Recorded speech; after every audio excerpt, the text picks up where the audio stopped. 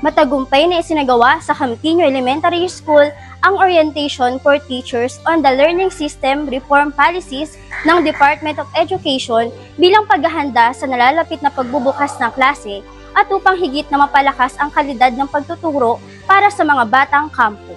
Tinalakay sa nasabing orientation ang mahahalagang reforma at polisiya ng kagawaran ng edukasyon na nakatuon sa pagpapabuti ng sistema ng pagtuturo at pagkatuto sa mga pampublikong paaralan. Layunin ng gawain ito na mabigyan ng sapat na kaalaman at gabay ang mga gurong kampo hinggil sa mga bagong polisiya, pamantayan at programang ipatutupad sa darating na taong panuruan upang matiyak ang mas epektibo at makabuluhang paghahatid ng edukasyon sa mga mag-aaral. Ipinaliwanag sa orientation ang kahalagahan ng learner-centered approach sa pagtuturo, paggamit ng mga angkop na strategy sa loob ng silid-aralan, at pagpapatibay sa foundational skills ng mga mag-aaral, partikular sa pagbasa, pagsulat at pagbibilang. Binigyan din ang responsibilidad ng mga guro sa paglikha ng ligtas, inklusibo, at positibong learning environment na makatutulong sa kabuuang pag-unlad ng bawat batang kampo. Tinalakay rin ang kahalagahan ng maayos na classroom management, pakikipag-ugnayan sa mga magulang, at patuloy na pagmumonitor sa pagganap ng mga mag-aaral upang masigurong natutugunan ang kanilang pangangailangan sa pagkatuto. Pinangunahan ng pamunuan ng paaralan ang nasabing aktibidad kasama ang mga gurong kampo na aktibong nakibahagi sa iba't ibang talakayan at pagbabahagi ng kaalaman. Sa pamamagitan ng orientation, ay nabigyan linaw ang mga inaasahang tungkulin ng mga guro kaugnay ng pagpapatupad ng mga reforma sa edukasyon. Nagkaroon din ng pagkakataon ng mga guro na magbahagi ng kanilang karanasan, pananaw, at mungkahi upang higit pang mapahusay ang mga pamamaraang gagamitin sa pagtuturo sa darating na pasukan.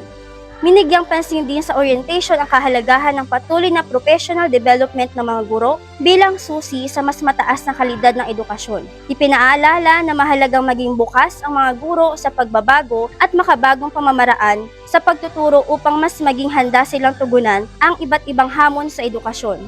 Ayon sa mga tagapagsalita, ang mga reformang ipinatutupad ng kagawaran ng edukasyon ay nakatuon hindi lamang sa pagpapataas ng antas ng pagkatuto, kundi maging sa paghubog ng mga mag-aaral na may sapat na kasanayan, disiplina at kahandaan para sa kanilang kinabukasan. Ipinakita rin sa nasabing orientation ang kahalagahan ng pagtutulungan ng mga guro, magulang at komunidad upang maging matagumpay ang implementation ng mga learning system reforms. Sa pamamagitan ng mga sama-samang pagkilos at suporta ng bawat isa, ay inaasahang magiging mas maayos ang paghahanda ng paaralan para sa pagbubukas ng klase at higit na mapapabuti ang kalidad ng edukasyong matatanggap ng mga batang kampo.